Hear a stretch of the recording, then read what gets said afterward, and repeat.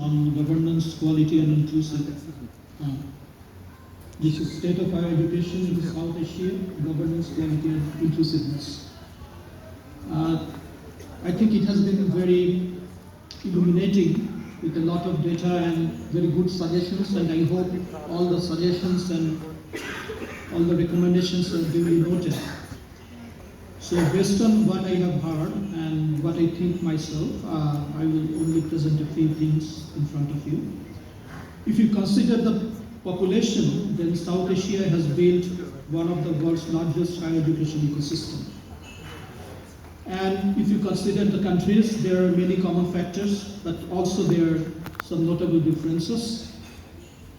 And if I focus on only the last few decades, then I think it will be fair to say that the regional efforts are focused on building and expanding university systems, and somewhat less emphasis has been placed on education and scholarly research about higher education. And one thing which is recurring, that is the collaboration among the countries which are geographically quite close to each other. The countries and the universities is patchy, precarious, and political. This is, I believe, is a huge opportunity lost. And if we can do just one thing in this regional conference, that is to devise a policy so that we can increase the level of collaboration, cooperation among the universities in these different countries, that would be a very big step forward.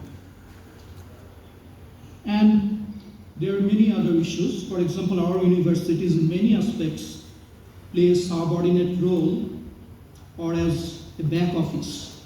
A back office for sending the top students to other parts of the world, namely to the USA or UK, Canada, Australia. This has been a standard of success. Actually, we take pride by counting the numbers of students that from our universities who go to the so-called developed countries for higher education, but there is very little initiative for making scopes for their return. And China is one very bright example, and sometimes India as well, that what can be done when there are programs and initiatives to bring back the top talents home again. So this is another thing we need to look very carefully. If we think about governance, equality and inclusiveness, there are certain aspects which we need to think about. That is higher education reform. Our chief advisor today told very eloquently and very clearly that we have failed in many respects. So reform is a must. And how we do it, how we move forward, it is a matter of policy decision and deep discussion. And then there is this question of access to higher education. This issue is very important. Do we really need all our college students? In Bangladesh we call the HSC level students, when they pass, all of them, do we need that all of them should be enrolled in the universities? That is another question which we often neglect, but this is a very pertinent question. We need to address this. And there is this matter of diversification and inclusiveness, again a matter of policy. And this needs not only policy, we need budget. Because if we think about the students with special needs, I really feel ashamed and I feel guilty when I see in my university, there is actually non-existent toilet facilities for students with special needs. And we call ourselves civilized, but this much we couldn't do. And if we ask for money to do this, or making some special arrangements with lifts, or just making some ramps, there is funding constraints. So it's not never enough just about to talk about it without providing the resources. So this is very important. And today I would I would request the top leaders from the UGC or the ministry, they must think about it. Otherwise, we'll only talk the talk, but we'll never walk the walk. So we need to walk the walk. Efficient management is another very important aspect. We need a follow-up system. I remember the HECET project. Now it is the time for HEAT project. Always I have found, and this is a very big issue, what kind of follow-up we do after those projects are implemented. So what is happening? A big amount of money is being channeled, but what is the real outcome? And what are the benchmarking? And what are the key performance indicators? Are we really following all those things? There are also questions about fund allocation. I'm very happy to say this HEAT project is doing it much better and much transparently. But still, there are rooms for improvement, and we need to think about that.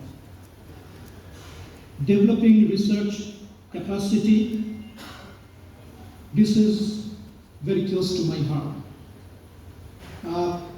I'm taking this opportunity because last year there was a very big summit, and that was on semiconductor physics, semiconductor industry. And very good researchers, top-notch thinkers were there. I was also present in that conference, but when the conference was over, I was not hopeful at all. Because in every aspect, when you make decisions, it has to be data-driven. And we call evidence-based policy. We don't do that.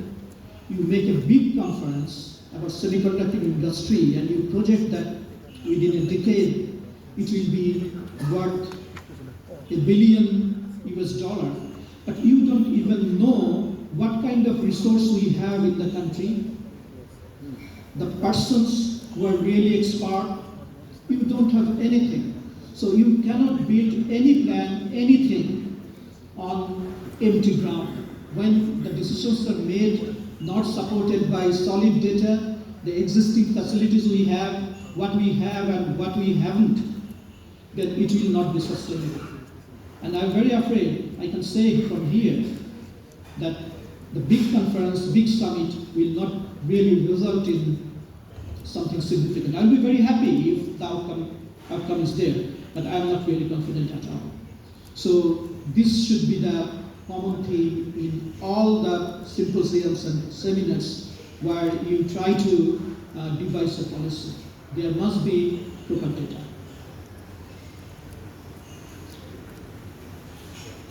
There is this question of accreditation.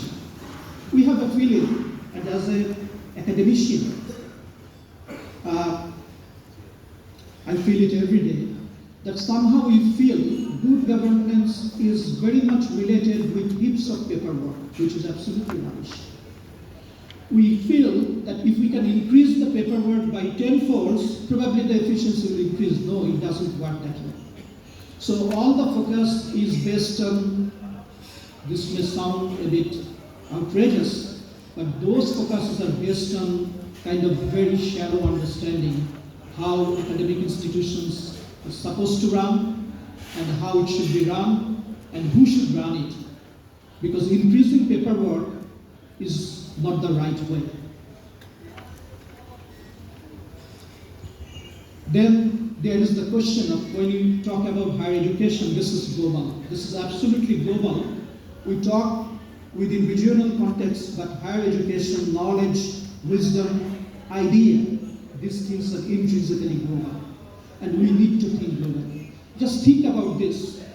In the university recruitment system in our country, we say applicants should be Bangladeshi citizens. But at the same time, we look for jobs abroad. What kind of hypocrisy is this? You can do that.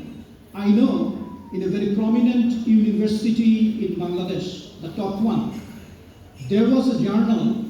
If you want to publish there is the condition one of the authors should be from the same institution. What kind of scholarly endeavor are you taking? So these are hard questions, and I stand here, I made up my mind that I will not pull any punch, because you have to listen to this and you have to think about this.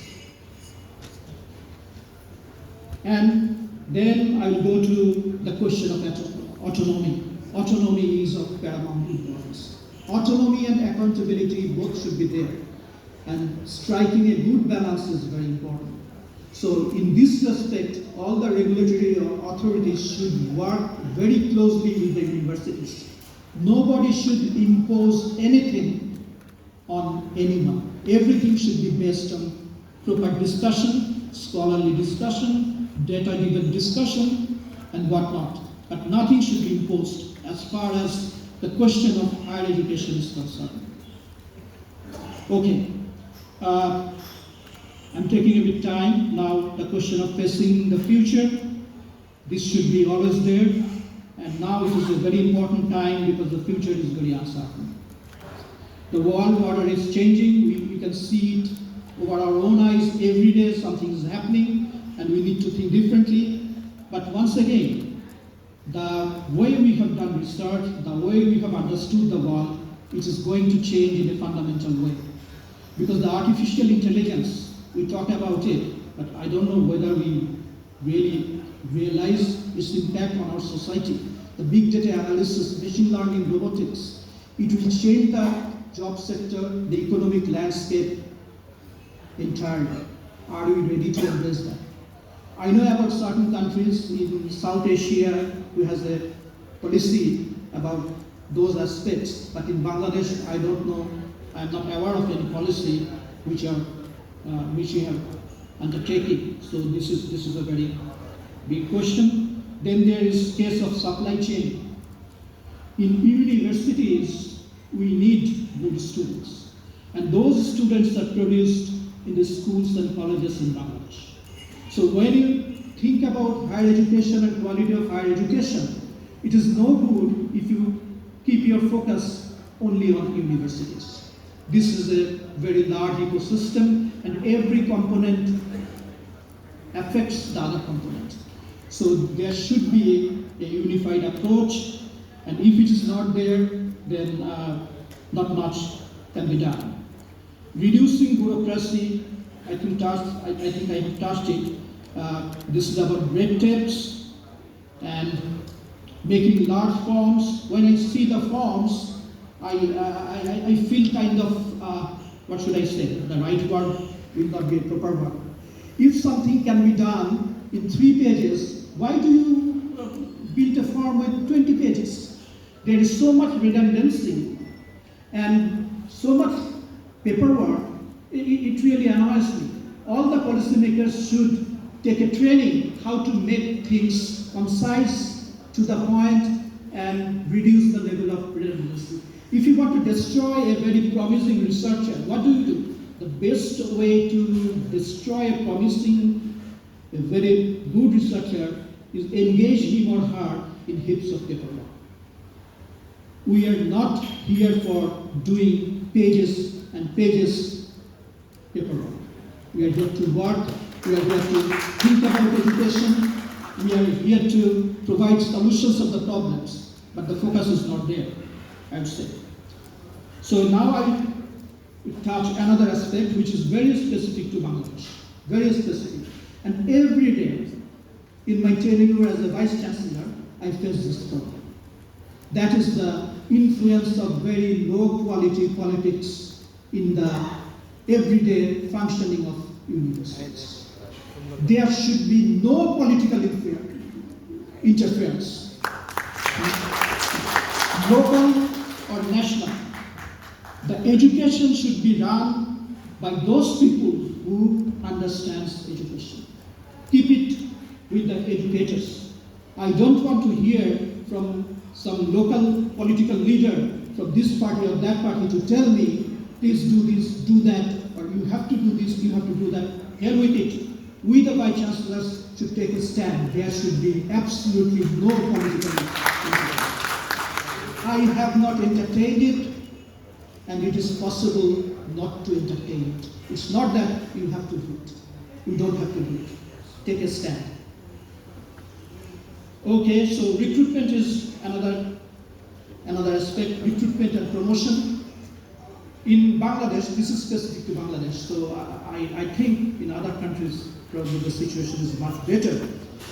Our recruitment policy and promotion policy is there to promote mediocrity. Universities is a place for excellence, and it has to strive to maintain the excellence. It has to strive to pick the best and promote the best. If you can do that, you are not doing your service to the higher education. This country probably has the lowest percentage of budget among all the South Asian countries. A government's commitment towards sustainable development, I have a single measure, how much they are prepared to invest for education. If they don't invest for education, I don't believe anything they say. Because if you really want to make a country better for all your citizens, you have to invest in education. If you don't do that, your words are empty words. That's what I feel. Okay, so this country also has the poorest salary structure. We cannot compare it with any other country. We are not prepared to pay the top students, the top scholars, a decent salary, but we say we expect world-class education from them. Again, it's not a joke. It's not a joke. Stop this kind of joke. It has been going on over decades. Now it's time to stop this joke. So, I'm sorry, I'm a bit emotional because I face it every day. I face it every day. I love my country. I want to see it in a different way. Okay, so I'm about to finish.